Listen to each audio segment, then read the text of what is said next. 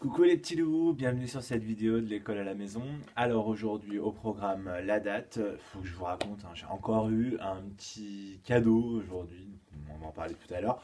Le nombre mystère, le sans queue ni tête, une charade, un petit jeu mathématique qui est facile et simple à mettre en place.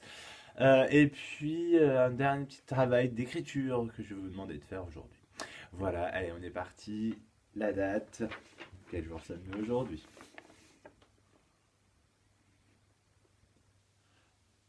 Aujourd'hui, nous sommes le dernier jour du mois de mars. Ce jour, aujourd'hui, nous sommes mardi 31 mars 2020. Voilà la date écrite en capitale, en attaché. Mardi 31 mars 2020. Et en abrégé, ça donne quoi? Je vous rappelle, numéro du jour, numéro du mois, numéro d'année.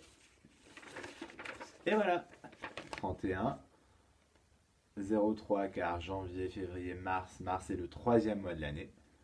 Et 20. Aujourd'hui, donc, nous sommes le dernier jour du mois de mars. Le mois qui vient après mars, c'est le mois d'avril. Nous serons donc à partir de demain en avril. Janvier, février, mars, avril. Le quatrième mois de l'année. Donc, on mettra 04 et non plus 03. Bien, alors oui, comme je vous le racontais, vous savez, hier, j'ai eu un petit cadeau en me réveillant. Bah, ce matin, rebelote, j'avais de nouveau quelque chose quand je me suis levé. Et puis encore des pièces. Et un petit mot.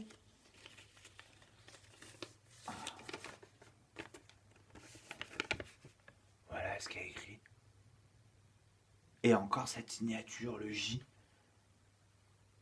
Alors là, je me demande bien qui ça peut être. J'espère que je vais savoir un jour.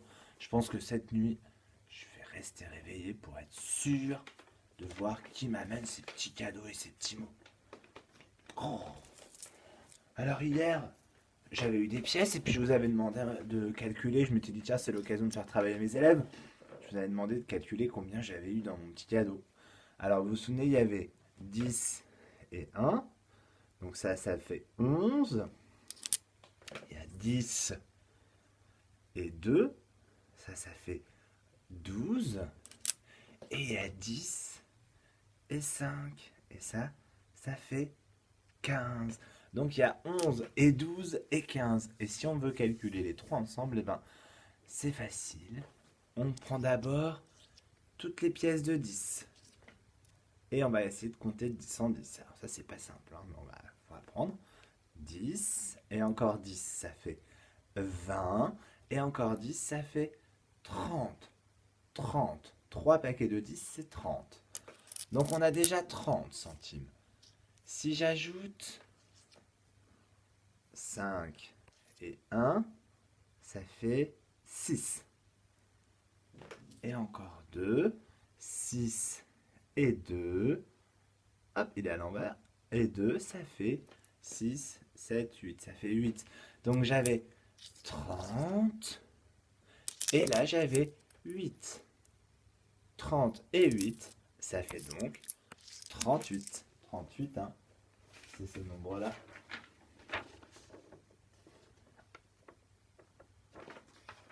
Alors combien est-ce que mon mystérieux ami m'a apporté aujourd'hui? Alors, je vais vous dire exactement. Alors, j'ai des pièces de 10 centimes. Donc, 1, 2, 3, 4. J'ai 4 pièces de 10 centimes. Je vais essayer de vous les montrer. Voilà, 4 pièces de 10 centimes. Mais je n'ai pas que ça. J'ai aussi des pièces de 1 centime. Et là, j'en ai 1, 2, 3, 4, 5, 6, 7. J'ai donc 4 pièces de 10 centimes et 7 pièces de 1 centime. Alors, combien de centimes m'a amené mon mystérieux ami. On verra demain. Bien, le nombre mystère. Alors on va changer un petit peu maintenant de technique parce que vous êtes devenus des super champions. Alors le nombre mystère d'hier, c'était ce nombre, 67. 6 paquets de 10. 6 paquets de 10, 10, 10, 10, 10, 10, 10. Et 7 paquets de 1. 7 unités toutes seules. 1, 1, 1, 1, 1. 67. Aujourd'hui, je ne vais pas vous cacher un nombre et vous allez essayer de le trouver. Aujourd'hui, on va partir d'un nombre et il va falloir trouver le nombre mystère, c'est le nombre d'arrivée. Donc, le nombre de départ, c'est le nombre 22. À quel nombre est-ce que j'arrive si en partant de 22, je recule de 6? À vous de trouver. Bien, alors hier, je vous avais proposé une nouvelle activité de phonologie, donc d'étude des sons, que j'ai appelé le sans queue ni tête. Alors, je vous avais pas trop donné la consigne volontairement pour que vous essayiez de trouver. Donc j'ai vu qu'il y en avait beaucoup qui avaient trouvé, super. Je vous avais juste dit de faire attention aux syllabes des mots et puis que vous allez trouver comment les ranger ces mots. Alors, hier, on avait robot et bureau. Alors, dans quel ordre fallait mettre? D'abord robot ou d'abord bureau? Ah, et bien d'abord bureau. Robot. Eh ouais, comme l'a très bien dit Lenny à sa maman, c'est comme la chanson des trois petits chats. Trois petits chats, trois petits chats, trois petits chats, chat, chapeau de paille, paille, paillasson, paillasson, paillasson, son. Et oui, on prend la dernière syllabe d'un mot et ça devient la première syllabe d'un nouveau mot. Bureau, robot. Et enfin, pour les trois mots, on avait chameau, tomate et moto. Eh bien, il fallait commencer par chameau, moto, tomate. Et voilà. Alors, les trois mots aujourd'hui sont girafe, girafe, hibou, hibou, bougie, bougie, girafe, bougie, hibou. Alors, dans quel ordre est-ce qu'il va falloir les ranger, ces trois mots? À vous de jouer. Hier, je vous ai donné une charade qui était: mon premier est la 11e lettre de l'alphabet. Mon deuxième est un petit rongeur qui vit dans les égouts. Mon troisième est une boisson chaude du petit déjeuner ou du goûter. Et mon tout est un sport de combat. Alors, la réponse c'était karaté. Et oui, la 11e lettre de l'alphabet, A, B, C, D, E, F, G, H, I, J, K. C'est le K. Mon deuxième est un petit rongeur qui vit dans les égouts. C'est le rat, kara. Et enfin, une boisson chaude du petit déjeuner ou du goûter, c'est le thé, karaté. Yeah. Et là, la charade d'aujourd'hui, est-ce que vous êtes prêts? Mon premier est en haut de la chemise. Mon premier est en haut de la chemise. Mon deuxième est le métal préféré des pirates. Mon troisième est la 9e lettre de l'alphabet. Mon quatrième est le nombre d'années que l'on a. Mon tout est une activité artistique que vous aimez beaucoup. Je répète, mon premier est en haut de la chemise. Mon deuxième est le métal préféré des pirates. Mon troisième est la 9e lettre de l'alphabet. Mon quatrième est le nombre d'années que l'on a. Mon tout est une activité artistique que vous aimez tous beaucoup. Voilà la charade. Alors je vous ai parlé d'un petit jeu mathématique tout simple qui nécessitait pas du tout de matériel. Vous en avez peut-être déjà entendu parler parce qu'on le fait souvent en classe. Ça s'appelle le furet. Alors le furet, c'est un petit jeu mathématique qu'on peut faire n'importe où, avec n'importe qui. Il faut juste savoir compter. C'est simple. On part de n'importe quel nombre. Généralement, on commence par le nombre 1, mais on peut aussi décider de jouer en partant de 20, de 10, de 14, de 16, n'importe quel nombre. Et ensuite, il suffit de compter chacun son tour. Donc, moi, je vais commencer. Alors, je suis tout seul, c'est un peu nul.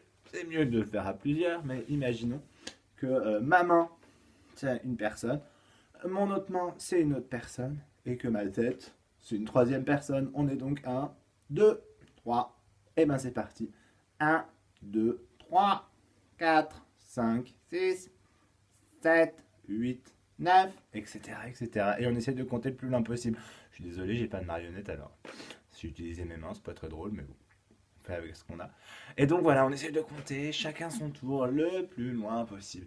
Nous, quand on le fait en classe, si un enfant ou un adulte se trompe, il s'assoit pour écouter la suite. Et puis on essaye d'être le dernier debout. Là, à la maison, on va pas s'asseoir parce que sinon on va plus, très vite se retrouver plus nombreux. Mais par contre, vous allez pouvoir jouer avec vos frères, vos sœurs, si vous en avez, papa et ou maman, papy et ou mamie, etc. Et donc le but donc c'est de compter le plus loin possible. Et puis à l'inverse, ça s'appelle le jeu de la fusée. Là, on part d'un nombre et puis on descend. Voilà, on décroît. Donc par exemple, je sais pas, on peut partir de 10 et chacun son tour, on va dire un nombre pour aller de 10 jusqu'à 0. 10, 9, 8, 7, 6, 5, 4, 3, etc. Moi, ce que je vous conseille, c'est ou vous fabriquez ce tableau, ou vous l'imprimez, mais quand vous comptez, eh ben, vous pouvez montrer à votre enfant au fur et à mesure que vous avancez dans le jeu du furet comment s'écrit le nombre qui est prononcé. Voilà. Et insistez bien sur les changements de dizaines. 20, 10, 20, 30, 40, 50, 60, 70 et 80 et 90. Donc avec quand même vraiment une attention particulière sur les nombres un peu irréguliers. 11, 12, 13, 14, 15 et 16. Parce qu'après 17 c'est logique, 18 c'est logique, 19 c'est logique. Tous les nombres de 20, 30, 40, 50, 60 se construisent logiquement. Il faut juste connaître 20, 30, 40, 50, 60. 30, c'est comme 3. 40, ça ressemble à 4. 50, ça ressemble à 5. 60, bon, 6, 60. Puis après, il y a 70. Et on reprend les irrégularités, 71, 72, 73, etc. Et puis 80, il faut bien insister sur 80 et 90 avec les irrégularités, 91, 92, 93, 94, 95. Voilà, ça c'est pour papa et maman. C'est bien de l'avoir sous les yeux comme ça, du coup on visualise en disant le nombre et ça permet de mieux le retenir, de savoir comment s'écrit le nombre. Voilà, donc ça c'est le furet en montant, nombre croissant, et la fusée, nombre décroissant. Vous pouvez aussi choisir de vous arrêter à un nombre précis et de compter jusqu'à ce nombre. Mais je le redis, on compte chacun son tour, l'un après l'autre. Bien, et enfin, un dernier petit travail que je vais vous demander, les loulous, c'est d'imaginer. Alors oui, je vais trop vite. J'espère que vous avez tous pu regarder le cinéma-album de l'Afrique de Zygomar, ou encore mieux si vous l'avez à la maison, que vous avez pu le lire avec papa et ou maman. Donc, cette petite souris qui s'appelle Pipioli a envie de partir en Afrique comme son amie Ginette l'hirondelle. Sauf que il sait pas trop comment y aller. Alors, il demande à son ami le merle Zygomar de l'emmener en Afrique et il part avec une petite grenouille. Tous les trois, ils partent donc en Afrique. Moi, ce que je vais vous demander, c'est d'imaginer que vous êtes la maman de Pipioli et que vous deviez lui faire sa valise. Ah oui, il part en Afrique. Il a bien besoin d'avoir des vêtements de rechange, etc. Eh bien, je vais vous demander de me faire la liste, une petite liste de 4 ou 5 objets que vous pourriez mettre dans la valise de Pipioli. Donc vous imaginez que vous êtes la maman de Pipioli et faites-moi une petite liste de ce que vous lui mettriez dans sa valise. Écrivez 4 ou 5 mots, demandez à papa et ou maman un peu d'aide si vous n'arrivez pas à écrire les mots. Voilà, et ben je vous dis passez une bonne journée à demain pour une nouvelle vidéo. Je vous embrasse, bisous.